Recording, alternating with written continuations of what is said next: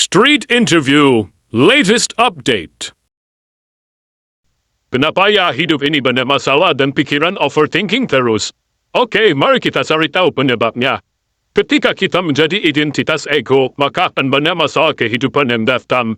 Maka dari itu jadilah identitas kesadaran. Kesadaran merupakan penasi tanpa menghakimi, sementara ego adalah sang pemasa kehendak. Jadi ketika kita menjadi penasi, artinya kita tidak berhasil menghakimi apapun yang sedang pikiran lakukan, ataupun tubuh lakukan. Ia hanya menyaksikan hal-hal yang terjadi. Di sini kita akan menjadi kosong. Tapi kita tahu apa yang terjadi, kita sadar apa yang terjadi, kita sadar yang terjadi di kekosongan. Inilah yang disebut dengan isi. Ada sesuatu di kekosongan, yaitu kesadaran. Di sini kondisinya seperti kita seolah-olah sedang berdiri di luar tubuh. Namun kita hanya menyaksikan apa yang tubuh ini lakukan dan pikiran ini pikirkan. Ketika kita sudah bisa menjadi penasi, maka pikiran dan tubuh kita akan ada yang menggerakkannya. Inilah yang disebut dengan kekuatan Tuhan. Hal ini hanya bisa terjadi ketika kita mau keluar dari tubuh ini dan menjadi penasi. Keluar dari tubuh ini bukan makna sebenarnya, hanya sebuah makna kiasannya. Ketika kita memilih keluar dari tubuh, artinya kita sudah mati. Mati di sini maksudnya adalah kematian ego. Keluar dari tubuh artinya kita hanya sebagai penasi yang tidak memegang kendali lagi atas tubuh dan pikiran kita lagi.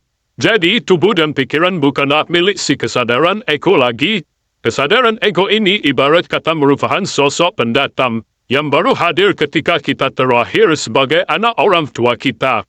Maka ego adalah yang bukan buat musuh yang menjajah diri kita. Jadi pemilik asli diri ini adalah kesadaran Tuhan, dan ketika pemilik aslinya memegang kendali atas tubuh dan pikiran ini, maka ialah yang akan bekerja di dalamnya. Ketika ia bekerja di dalamnya, kita pun hanya sebagai penasi, menyaksikan apa yang dikerjakannya tanpa menghakimi apapun.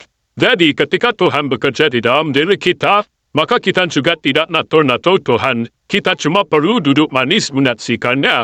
Ketika Tuhan sudah bekerja di dalam diri kita, maka ia bisa memberikan perintah ke alam semesta untuk mengikuti semua kehendaknya.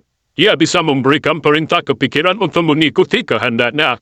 Ia juga bisa membuat diri kita menjadi lebih cerdas, bijaksana, dan serta banyak kemampuan yang bisa diberikan kepada kita.